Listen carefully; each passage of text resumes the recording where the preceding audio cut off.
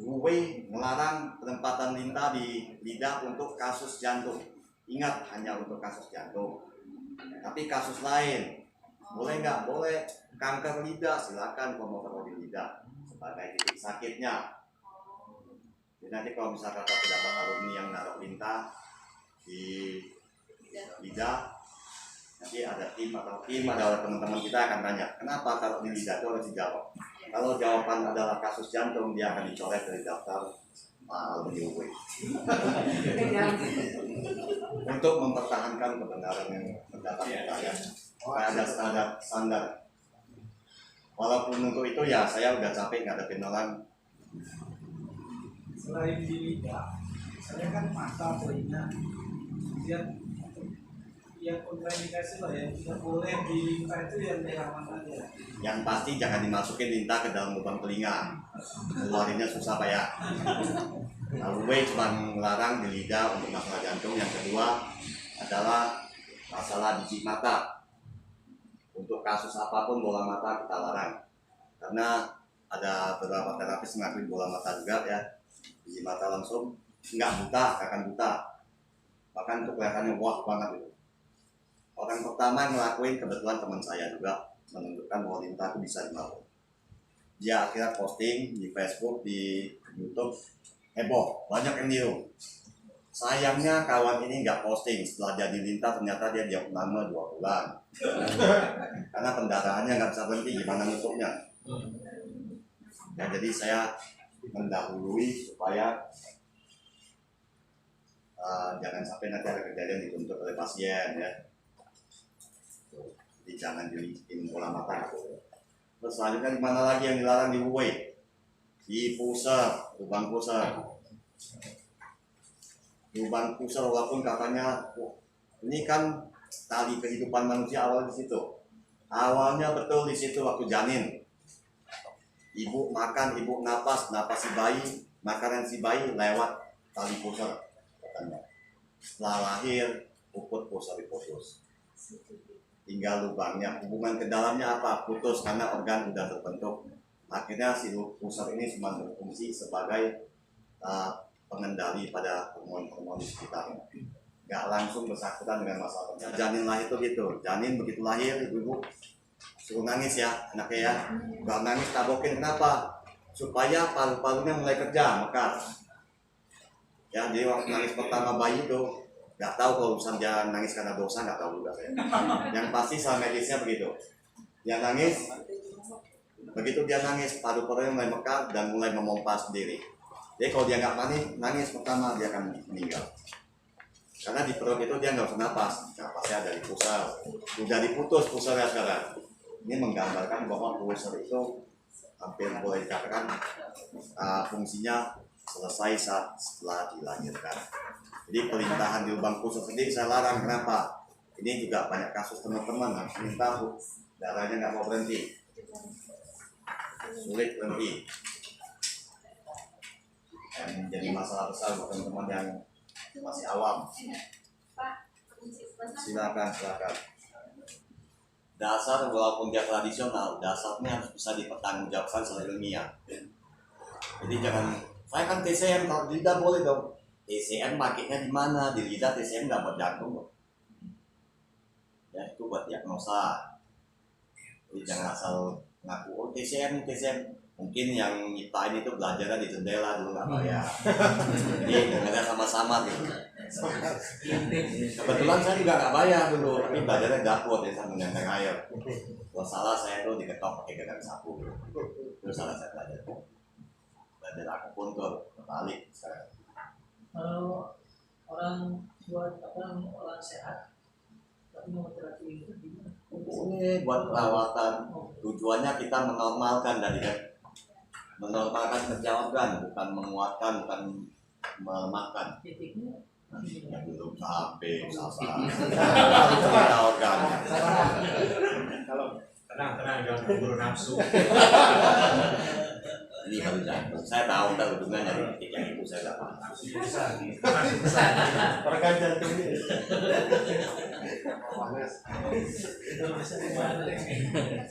Jadi kami salah.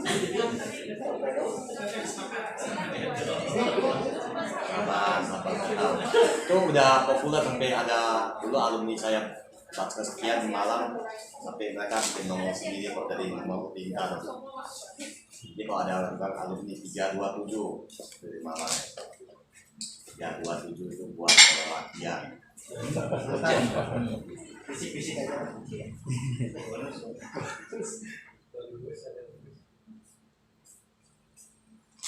Tadi jantung juga dikatakan sumber listrik bagi tubuh ya. Sumber listrik itu ya maksudnya semua kelistrikan di tubuh. Jadi tubuh itu sama kayak alat elektronik ada listriknya. Yang buktian sederhananya obat jantung kalau dites itu pakai voltmeter lain ada listriknya. Dan kalau orang sakit jantung juga saat dia kolaps kondisi jantungan bisa pakai listrik. Ya memang ada listriknya, jantung itu sumber listriknya. Dengan kata lain kalau jantungnya berhenti sumbernya mati, listriknya padam semua. Walaupun alatnya berapa mahal pun padam.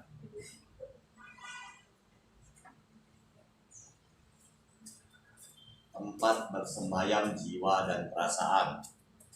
Tadi saya bilang jantung itu tempatnya kalau dalam DSM jiwa dan perasaan. Jiwa dan perasaan meliputi dari motivasi, keyakinan, kepercayaan diri, termasuk rasa sayang dan sebagainya. Jantung itu kolbu, kalau dalam spiritual dan kolbu. Hati secara spiritual jantung. Kalau hati secara medis itu liver ya. Hatinya di sini kalau medis. Nah, jantung kan di sini. Ya. Makanya lagunya sakitnya tuh di sini, bukan di sini. Kalau di sini sakitnya di sini mulus katanya. Sakitnya di sini jantungnya sedih. Ada di sini. Sumber perasaan. Nah, dia tempat simpan perasaan. Jadi kalau ada rasa sedih, sakit hati katanya. Sakit di sini kan bukan di seperti. Tapi hati secara medis itu.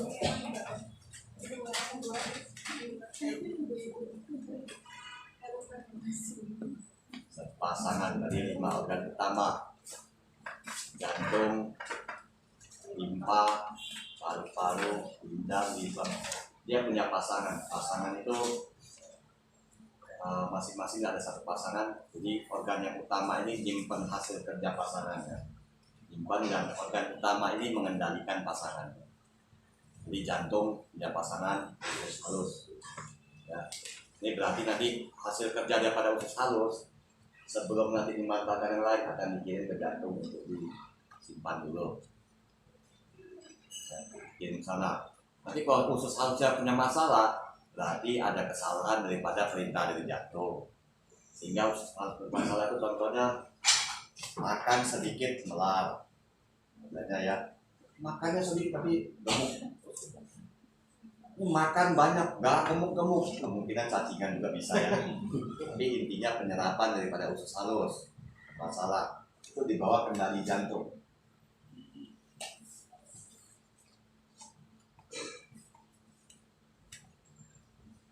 Nah, kombinasi kita nggak akan bahas karena akan untuk lambangkan warna merah atau api. Warna merah, nah kalau api dia ada di diagram nanti ya. Dia dilambangkan dengan warna merah, menggambarkan bahwa makanan dengan warna merah cenderung akan bersifat sebagai nutrisi bagi jantung. Yang merah apa aja? Ayam, beet, ya, merah-merah, strawberry, termasuknya buah itu disukai oleh jantung. Jadi ada lagi lebih luas kalau dalam Desember ini dikenal lagi rasa dan sebagainya. Ya, satu lagi yang mau saya tambahkan di sini, jantung dipengaruhi rasa gembira. Jadi gembira berlebih. Dalam TCM itu semua itu nggak boleh berlebih. Kurang pun nggak boleh. Kalau gembiranya berlebih, itu akan merusak jantung. Ya gembira berlebih kan merusak jantung. Duduk-duduk lagi bengong, dilemparin duit karung, wah kaget mati malah. Berhenti jantung. Ya.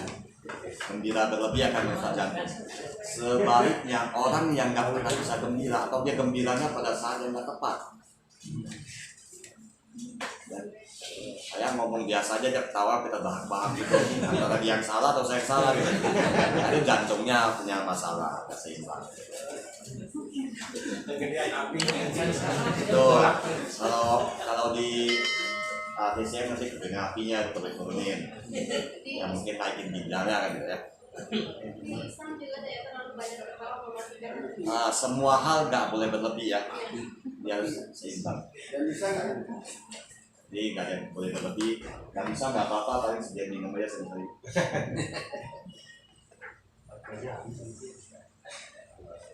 Jadi kelainan-kelainan mental nggak lucu kok ketawa gitu, itu menggambarkan jantungnya ada masalah. Sehingga termasuk nanti orang yang kita sebut orang gila. Gembiranya nggak pada tempatnya dia, itu jantungnya yang rusak, jiwanya yang rusak.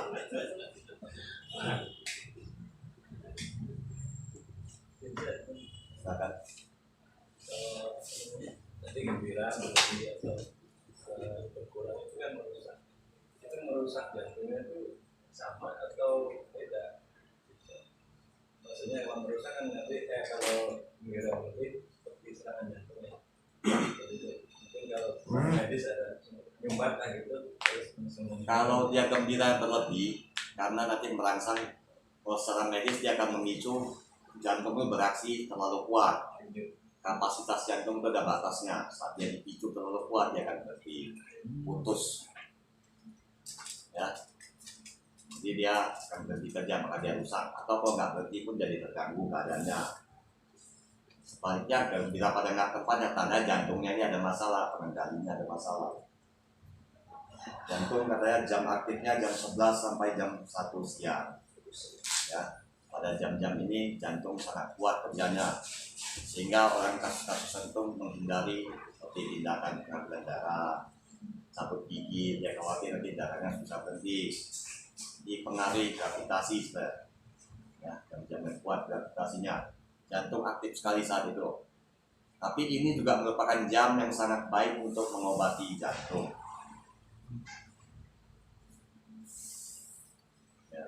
Nanti aku disebutkan dalam kaidah agama, penelitiannya sholat di waktu-waktu itu menguatkan jantung. Itu udah penelitian. Sholat zuhur menguatkan jantung, sholat subuh atau sholat pagi menguatkan paru-paru gitu. Jadi ada penelitian yang meneliti orang Jepang. Kan muslim kan tidur kalau meneliti, terima dengan baik aja ya. Terima beres. Ya, organ kedua limpa. Organ yang kedua itu limpa, mengendalikan pencernaan. Nanti masalah pencernaan, mencerna itu dalam kaitannya memecah makanan atau kasar-kasar menggiling ya, menggiling makanan nanti hasilnya atau simpan itu proses pencernaannya. Jadi limpa itu mengendalikan pencernaan. Kalau ada masalah pencernaan, limpanya salah. Itu termasuk masalah lambung. Itu kalau lambungnya sakit, ATCM ini nganggap lambung itu lebih kurang ada fungsinya karena sebagai kantor. Jadi perintah keluarin asam, perintah supaya dia mulai menggiling itu datangnya dari limpa. Itu asam lambung yang salah limpanya. Pencernaannya nggak bisa nampung banyak. Makan sedikit dia kenyang, kemungkinan dia nggak berkontraksi, yang salah limpanya nggak perintah.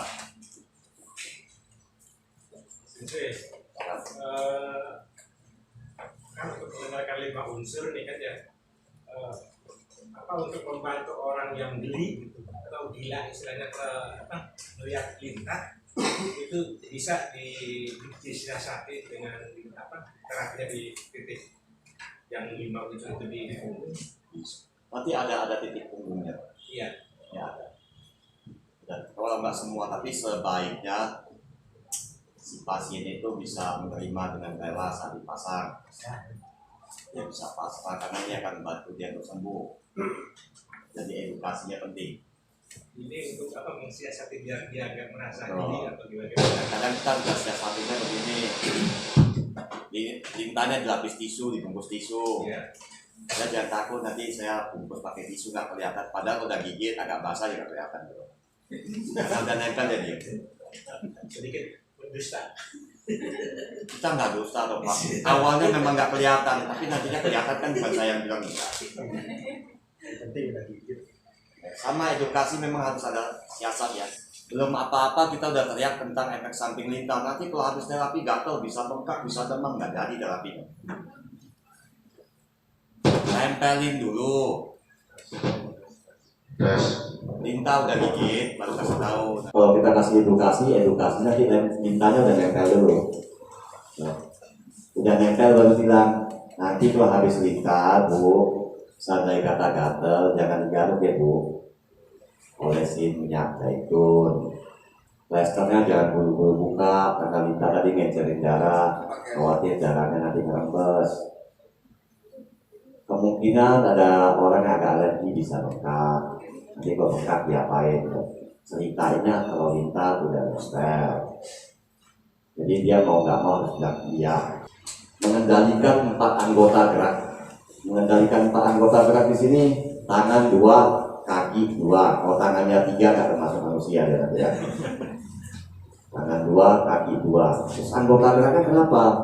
Dalam TCM bahwa limpa itu dikatakan mengendalikan otot sebenarnya. Ya, otot. Nah, anggota gerak kita itu bisa digerakkan karena adanya otot. Tadi kita cerita di awal, paling awal mengenai terapi yang bekerja di otot. Nah, otot itu berperan untuk menggerakkan sendi dan anggota gerak. Jadi kalau limpanya bermasalah, ototnya bermasalah, berarti limpanya nggak bisa kasih perintah. Kondisi otot, kondisinya seperti apa yang disalahkan limpanya? Kondisi kalau organ geraknya lemah, kayak orang stroke ada 2, ada yang lemes, ada yang kaku. Ya. Yang lemes itu karena ototnya nggak bisa ngasih tenaga, berarti yang salah limpa ya yang lemes. Berarti limpa menguasai organ gerak yang lemes. Ya, kondisi organ gerak lemes, lumpuh layu, sendinya lunglai, nggak bisa ada daya. Nah, itu tandanya kendali daripada limpanya dikendali. Manfaatkan ini untuk kasus-kasus yang seperti itu. Jadi 5 orang pertama ini poin yang paling penting dalam terapi lintah. Menjaga darah dalam pembuluh darah. Ini maksudnya kasus-kasus perdarahan. Jadi limpa itu punya tugas kalau nanti di terapi yang lain atau di herbal, saat terjadi kasus seperti orang luka berdarah susah sembuh, limpanya dipulihkan. Tapi kalau di lintah nggak perlu. Kalau dia berdarahnya abnormal nggak bisa sembuh, nggak boleh lintah.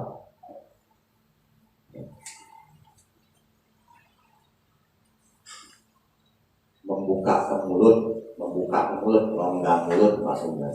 Jadi masalah-masalah di rongga mulut itu termasuk nanti terlihat di bibir ya.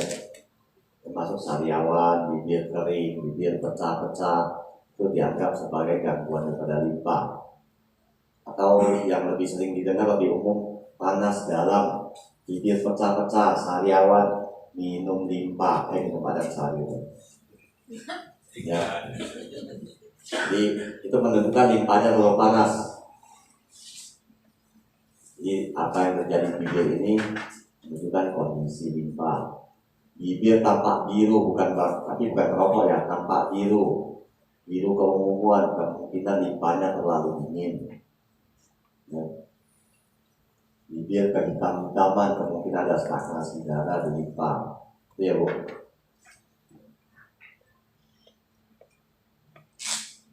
Rumah bagi pemikiran.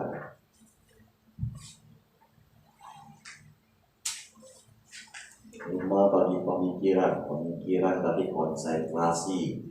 Pola pikir, jadi kalau ada masalah pada konsentrasi menunjukkan limpanya abnormal. Jadi konsentrasi, belajar disuruh kita ikut pelatihan, suruh fokusnya ke lintah, dia fokusnya main game, itu nggak konsen namanya. Atau dia pengen belajar tidak mau masuk, nanti limpanya bermasalah. Ya banyak orang bilang saya lemot katanya, itu karena konsentrasinya nggak bagus, limpanya bermasalah.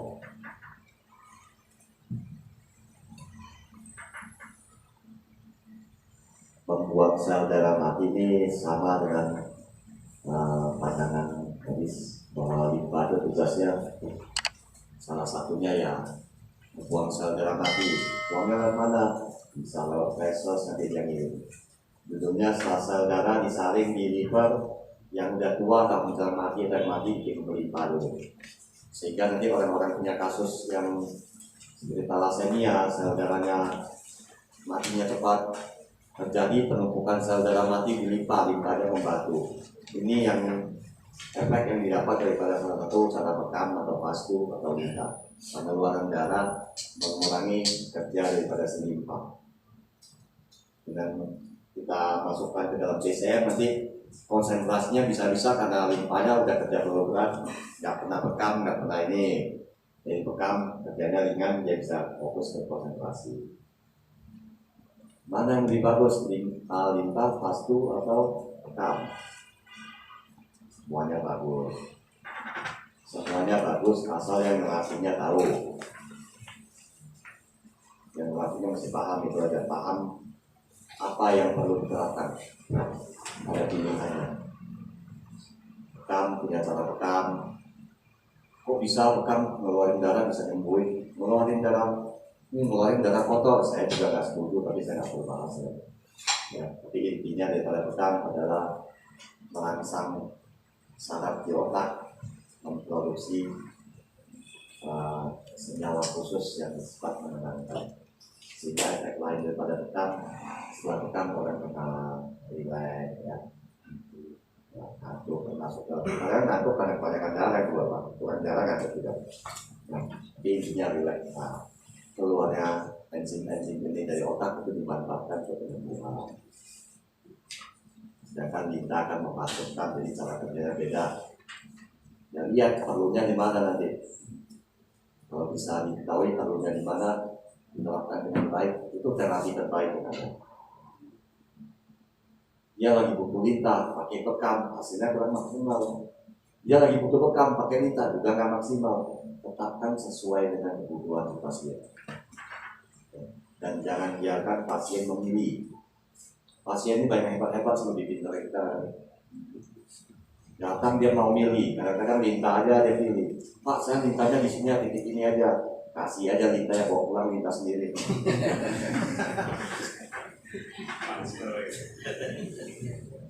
Digabung gimana? Nah, penggabungan ya. Jadi dapat terapi jadi satu ya.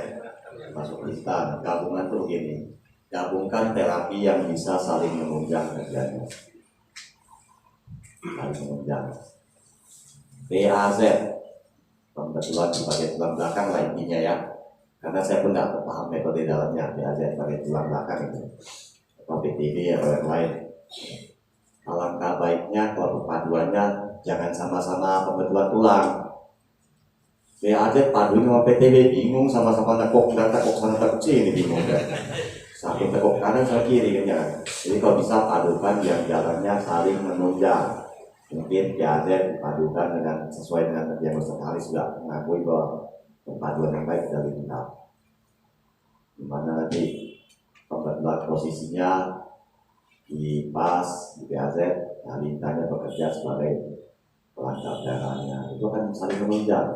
Atau lintah dengan akupresur boleh, lintah dengan totok punggung boleh, lintah dengan pasbun gimana? Takut pingsan orangnya. Ya. Lintah dengan bekam gimana? Dilarang? Enggak dilarang. Cuman saya mengatakan gini, seandainya kata enggak betul-betul dibutuhkan, enggak perlu melakukan dua tindakan satu jalur, sama-sama invasi jalan. Dan nanti pasiennya rugi. Kalau memang terpaksa gimana lakukan? Bekam dulu sampai darah di kopan berhenti, baru lintah. Jangan lintah dulu. Lintah dulu, baru baru bekam. Keluar jalan sama. Habis itu ini.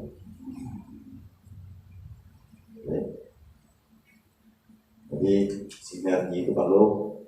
Carilah sinergi yang bisa diterima logika dan saling mendukung. Ya, bukan berarti lintah bisa berdiri sendiri, tapi pasien nggak bisa. Orang patah tulang di lintah ya susah sembuhnya kalau orang bengkok-bengkok gimana?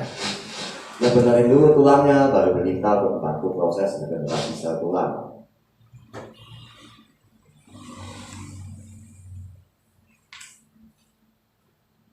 mengendalikan imun dan sel darah putih, antibody ya, sel darah putih ya. Nah di sini tadi pertanyaannya salah satunya buat masalah COVID. Orang Cina nggak tahu nama COVID atau koroner apapun, nggak tahu OTCM-nya. Dia tahu bahwa manusia itu dikasih organ yang punya daya juang untuk melawan masuknya patologis dari luar, penyakit dari luar. Ada organ yang melawan patologis dari luar, termasuk virus dalamnya. Ada organ yang nanti mengarahkan daya tahannya kemana. Yang ngarahinnya limpa. Sakitnya udah masuk. Kena di mana? Kena saluran pernapasan. Tugas limpa ngarahin si imun ke sana. Antibodinya berperang ke daerah tenggorokan. Nah, kalau dia nggak bisa ngarahin imun ke sana, berarti limpanya sakit. Gitu. Jadi arah daripada antibodi dan imunitas dibawa kendali limpa. Jadi salah satu organ pertahanan manusia limpa. Jadi berpasangan ke lambung, kita sudah ceritakan bahwa limpa mengendalikan lambung. Jadi semua masalah lambung di bawah kuasa limpa. Dilambangkan warna kuning atau jingga. Makanan-makanan warna kuning atau jingga menyehatkan limpa. Kunyit, temulawak ya, itu obat lambung. Yang diobatin limpanya ya. Warna kuning atau jingga menyehatkan limpa. Dan jam aktifnya adalah jam 9 dan jam 11. Terus ada satu yang mau saya tambahkan bahwa limpa itu dipengaruhi dalam emosional rasa kekhawatiran. Jadi stres ya, itu mempengaruhi limpa. Makanya akhirnya orang yang kena GERD, asam lambung, pantangan utamanya bukan sambal, bukan asam. Pantangan pertamanya stres, depresi. Kenapa gitu? Karena asam lambung itu diproduksi saat kita stres, saat kita depresi. Limpa akan kasih perintah untuk mengeluarkan asam lambung untuk meredam depresi. Salah satu fungsi daripada asam lambung meredam depresi di luar masalah pencernaan. Jadi orang stres itu punya dua kejadian kan? Ada dua kejadian. Kalau dia mengikuti pola pikir stresnya dengan beban pikirannya, ini orang akan sakit mah dan akan makin kurus. Ya. Kalau dia mengikuti peluknya dan bisa menyingkirkan sesaat rasa mengalahkan rasa pemikirannya, kejadiannya dia akan makan terus gemuk. Ya, jadi ada yang stres malah gemuk, orang gemuk, stres makin gemuk. Betul, jadi karena waktu stres itu asam lambung keluar. Asam lambung keluar otomatis lapar, ya, lapar harusnya diisi makanan. Nah, ini karena kita lagi mikir utang belum kebayang, takut besok datang lupa makan. Asam lambung dan protein lambung itu menyebabkan sakit mah. Jadi ada dua hal yang terjadi pada orang stres. Yang satu makin kurus plus sakit mah, yang kedua makin gemuk, kejadiannya kemungkinan dia ada penyakit lain yang mendampingi. Jadi jangan khawatir berlebih. Yang ketiga, paru-paru. Paru-paru tidak umum lah, bertanggung jawab tentang pernapasan ya, masalah napas. Mengendalikan si pertahanan dan mengirimkan si ke permukaan tubuh. Si pertahanan ini tadi antibodi juga. Jadi pertahanan manusia yang paling luar dia dikirim ke permukaan tubuh. Itu yang mengaruhi paru-paru. Virus mau masuk, itu tanggung jawab pertama, benteng pertamanya di paru-paru. Kalau dia bisa ngalahin paru-paru, dia belum bisa masuk. Di bentengnya di paru-paru pertamanya. Si disimpan di paru-paru. Dalam TCM dikatakan si disimpan di paru-paru berupa udara yang segar. Jadi benteng pertama kita menghadapi virus adalah paru-paru. Kalau paru-parunya kuat, virus tidak akan bisa masuk. Kalau dia lolos, urusannya nanti limpa yang mendampingi. Ini kita punya lapisan yang bertahap.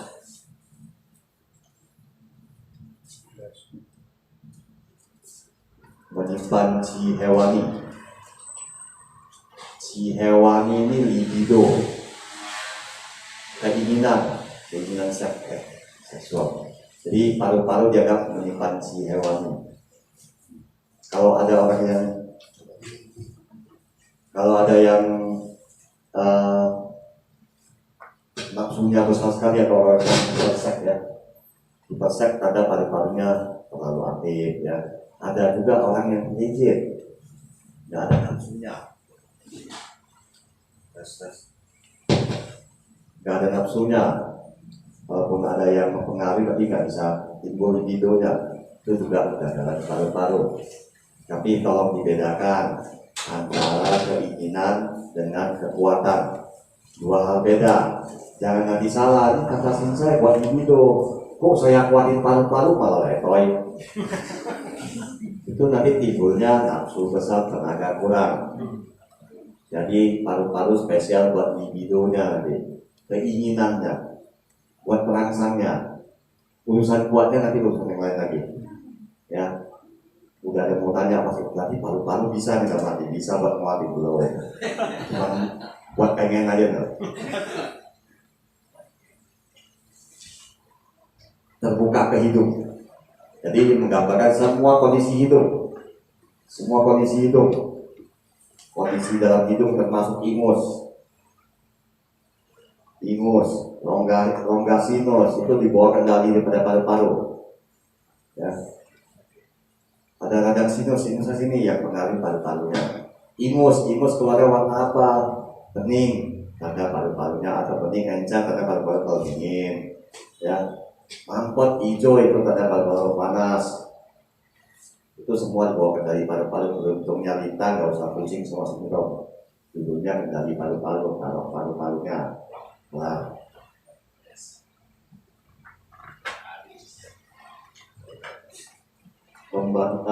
Terlihat di rambut dan kulit. Terus juga nanti ada lagi yang terlihat di rambut selain daripada paru-paru. Ginjal juga terlihat di rambut. Jadi harus dibedakan kondisi rambut seperti apa yang mencirikan adanya gangguan pada paru-paru. Jadi kondisi rambut yang tidak harus terjadi, tapi dia terjadi. Tidak harus terjadi tapi terjadi, itu menggambarkan kondisi paru-paru. Contohnya ubanan, itu harus terjadi, bukan ke paru-paru. Rambut patah, itu nggak harus terjadi punya ya, nggak harus terjadi. Rambut kusam, nggak harus terjadi. Tapi satu kali lagi karena ini rambut berhubungan dengan mahkota bagian atas, kalau diperhatikan bukan karena perlakuan yang salah. Ibu-ibu tiap hari bonding pecah, salah paru-parunya, salahin di bondingnya. Jadi pecah dan pada perlakuan yang salah, tiba-tiba ujungnya pecah, karena paru-paru bermasalah. Rambutnya gampang patah, karena paru-paru bermasalah. Nah itu juga perlakuan itu maksudnya, perlakuan yang salah. Tapi jangan dulu kita tarik sampo, lihat dulu paru-parunya kenapa. Ketombean, ada ketombean saya bersampo apa pun saya udah pakai enggak. Tetap aja ketombean banyak. Karena paru-paru yang bermasalah. Ya. Itu hal-hal yang terjadi di rambut, nggak harus terjadi tapi dia terjadi. Nggak harus terjadi punya. Rontok harus terjadi, kapan rontoknya? Ya, jadi bukan kendali paru-paru. Kalau dia harus terjadi, itu bukan masalah paru-paru.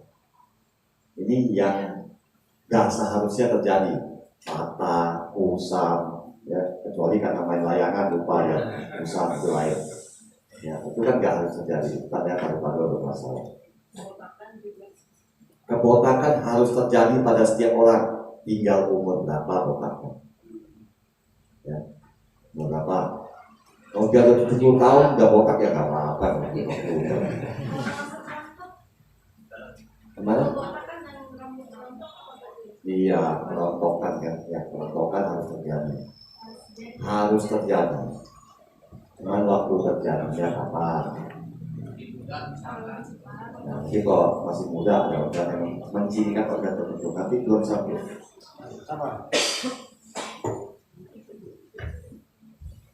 Membantu jantung mengatur darah. Ya, tadi karena ada hubungan pulmonaris tadi ya, karena hubungan dekat, jadi paru-paru dianggap membantu jantung mengatur darah. Jadi kalau orang yang sakit jantung pengaruh paling cepat adalah paru-paru. Orang sakit paru-paru yang terpengaruh paling cepat jantung. Hubungan yang paling pendek antara mereka. Yang ngirim oksigennya sakit, nggak dapat oksigen, nggak dapat sakit. Ini ngirim oksigen, yang nerimanya nggak mau nerima, ya ini sakit ini. Jadi hubungan paling dekat, paling gampang terpengaruh. Sehingga ciri khas orang sakit jantung sama paru-paru sepintas hampir sama-sama ngap-ngapan, napasnya susah gitu. Ya, ini hampir mirip karena hubungan dekat ini tadi.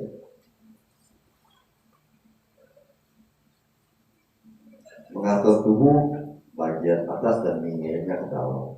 Tubuh bagian atas itu dari bagian mata ke atas sampai kepala.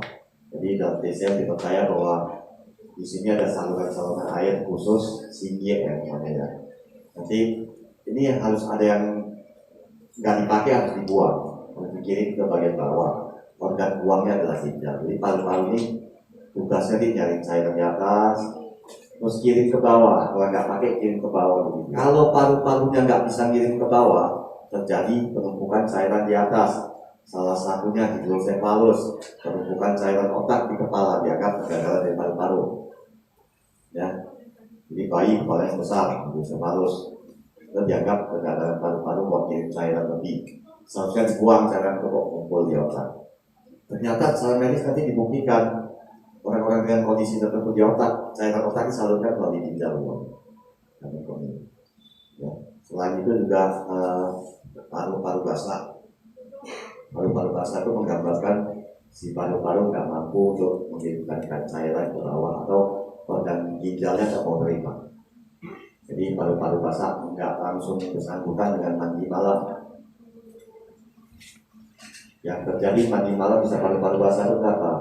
Yang terjadi perubahan suhu tubuh. Biasa orang mandi malam itu kenapa sih? Habis bepergian baru sampai malam, ya capek mandi, pergantian suhu, atau habis berhubungan langsung mandi. Itu pergantian suhu dari yang tadi panas tiba-tiba dikasih dingin, ya menyebabkan organ ini shock, terutama paru-paru karena paru-paru tadi pertahanan paling luar yang terpengaruh pertama. Dia shock dulu, begitu dia shock, kemampuan dia untuk mengirimkan cairan itu mulai berkurang, sehingga terjadi penumpukan cairan. Jadi hubungan matinya sebenarnya nggak langsung yang terjadi adalah tindakan kita yang bikin paru-parunya shock. Yang flek di paru-paru anak juga kendali paru-paru tapi bukan penumpukan cairan. Ya, itu biasa flek itu kan ada stagnasi. Ya, stagnasi itu pembekuan atau pemberhentian darah di situ. Berpasangan dengan usus besar, nanti akan terbukti daripada orang-orang sakit paru-paru, BAB-nya nggak bagus, ya cenderung sulit. Dilambangkan dengan warna putih. Jadi makan warna putih itu dianggap menyehatkan paru-paru. Apa ya makan warna putih di Indonesia? Nasi, masuk dia adalah nasi nggak makan lemes.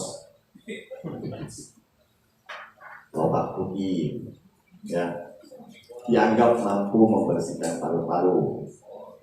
Itu detox. Ya. Bawang putih termasuknya dipakai bisa ngatasin masalah batuk. Ya. Ada lagi yang kelasnya udah mulai meningkat rumput laut, ya baik buat paru-paru. Yang lebih tinggi lagi sirip ikan hiu. Kalau udah bersih putih warnanya itu juga baik buat paru-paru. Yang lebih mahal lagi sarang walet, itu juga buat paru-paru, warnanya putih.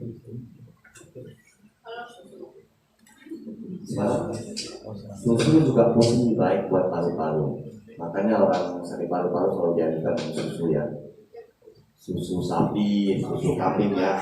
Jangan terus paru-paru dipengaruhi rasa sedih. Ya sedih. Jadi kalau orang sedih itu terasa di sini.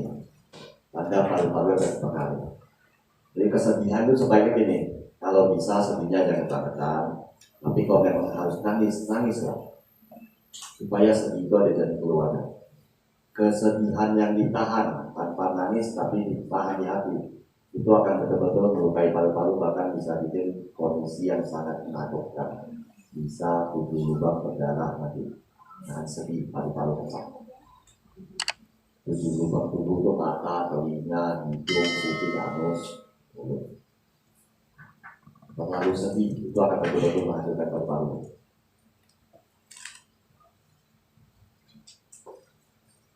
Paru-paru itu tempat menyimpan si, ya, jadi si awal situ.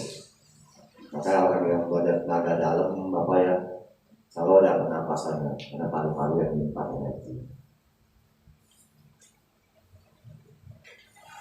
Organ yang selanjutnya ginjal,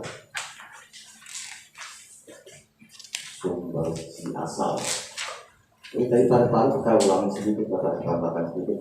Ada juga kejadiannya bukan karena sedih berlebih, tapi kadang-kadang ada satu kondisi yang bikin kita melo, tapi kita nggak tahu kenapa sedih. Ya, duduk-duduk kok kayaknya sedih banget, gitu. Atau dengar lagu-lagu tiba-tiba rasa sedih muncul, tapi nggak tahu sebabnya. Atau nonton sinetron yang kayaknya nggak banget dah sedih, tapi tangisnya udah duluan. Nah, itu juga menunjukkan kondisi daripada paru-parunya terganggu. Ya.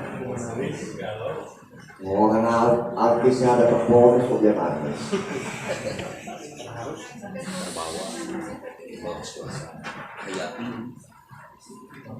Jadi ginjal dikatakan sumber si asal. Si asalnya adalah energi yang dianggap kita bawa daripada saat kita lahir sudah terbawa. Jadi ini warisan dari orang tua kita. Bisa berupa genetik nanti, ya, sifat, ya, atau golongan darah yang kita warisin dari orang tua, ya. Ibunya A, bapaknya B, oh anaknya O. Nah ini perlu dipertanyakan siapa punya kan, ya.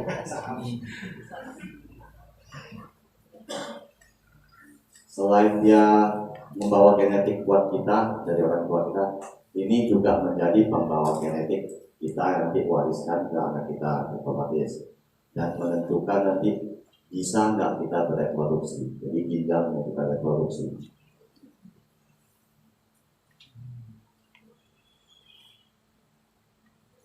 Si asal inilah yang memicu dulu terciptanya PCM atau mati. Penggunaan si asal ini yang berlebihan menyebabkan umur berkurang. Salah satu yang paling menguras si asal adalah hubungan seks yang berlebih. Jadi kalau orang seksnya berlebih, ya tanggung resiko pendek umur. Seks berlebih tidak boleh, itu menguras si asal.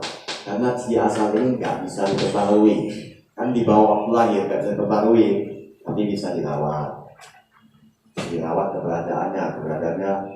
Ya seksnya yang wajar, normal, seminggu 3 kali, normal, ya, lakukan dengan baik, ya. Terus makan yang bergizi, minum yang benar, ya, pola hidup yang baik, itu merawat, ya. Pemikiran nanti, karena si asal juga tergantung pemikiran. Orang-orang jenius itu banyak pada umur, karena menggunakan energi ginjal dia untuk peranan di otak. Karena nanti kita bahas bahwa ternyata ginjal punya peranan membentuk sel otak. Ginjal nanti selain liver, ginjal juga menjaring darah. Jadi hasil salingannya kalau yang bentuknya cair, yang nggak pakai dibuang. Tadi saya mau nambahin sedikit mengenai si asal atau esensi kelahiran. Itu nanti kita juga akan membentuk, karena kita akan mewariskan apa yang menjadi esensi kita ke anak kita. Suami istri akan mewariskan energi asal ini ke anak-anaknya. Berarti ada proses itu, proses hubungan badan, proses makan sebelum berhubungan. Jadi ini akan menentukan, salah satunya menentukan kualitas anak sebelum melakukan proses penghamilan atau hubungan badan. Pola pikir, karena pola pikirnya akan terbawa ke dalam sel kita masuk ke si anak. Pola makan, ya, pola makan harus sehat supaya nanti anaknya cerdas, apa dia dari orang tuanya, bukan cuma ibunya saat hamil, termasuk bapaknya saat sedang menjelang produksi, terbuka ke telinga. Nah, jadi ginjal itu terbuka ke telinga, sama tadi seperti jantung terbuka ke lidah. Kalau sakit di ginjal, gangguan di ginjal, menggambarkan kondisi gangguan itu di telinga, pendengaran berdengung, pendengaran kurang, kecuali akibat tindakan atau kecelakaan ya, colok itu nggak hitung ya. Ini orang baru umur sekian pendengaran kurang. Terus ada yang bilang ini karena banyak makan obat warung, pendengaran berkurang terus ya. Itu juga betul.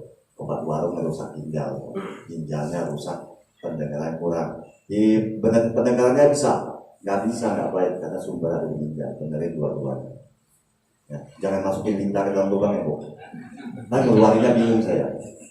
Ya, jadi semua kondisi gangguan pada telinga atau pendengaran kecuali akibat kecelakaan atau tindakan yang salah itu di bawah kendali ginjal, menggambarkan ginjal itu bermasalah. Biar telinganya berdenging, salah satu harus terapi ginjalnya dulu untuk telinganya. Hadir di rambut, nah ini sama lagi kayak paru-paru tadi. Ya, tadi kalau di paru-paru saya bilang semua kondisi rambut yang tidak perlu terjadi tapi terjadi, menggambarkan kondisi paru-parunya bermasalah. Rambut patah nggak harus tapi dia patah, berarti paru-paru. Ya. Kalau ginjal gimana? Ginjal semua hal yang harus terjadi pada rambut, tapi terjadinya jauh lebih awal. Rambut ubanan itu sesuatu yang pasti, ya. Ada yang ubanannya dini umur 25 udah ubanan, kecuali dia genetik. Ya, kecuali dia genetik. Ini bapaknya ubanan dini, ya anaknya ubanan dini nggak apa-apa kata anaknya itu. Tapi bapaknya rambutnya hitam semua sampai umur 60 masih hitam, ibunya begitu, kakeknya begitu. Tanya si anak nolongin siapa? Nah kalau nggak nolongin siapa-siapa, karena kemungkinan si anak menghabiskan esensi bawaan dia. Seks berlebih, tadi yang cerita begadang berlebih itu merusak ginjalnya. Rambutnya akan cepat ubah termasuk kerontokan ini, kebotakan ini, ya. Jadi orang bertanya-tanya, ibu-ibu pasti bertanya, kalau rambut rontok masuk yang mana ini? Ya, rambut rontok masuk ginjal. Ya, karena kerontokan itu harus terjadi. Bahkan dalam keadaan orang sehat, kerontokan di bawah 141 hari dianggap normal. Ya, tapi kalau rontoknya berlebih, tanda di ginjalnya bermasalah.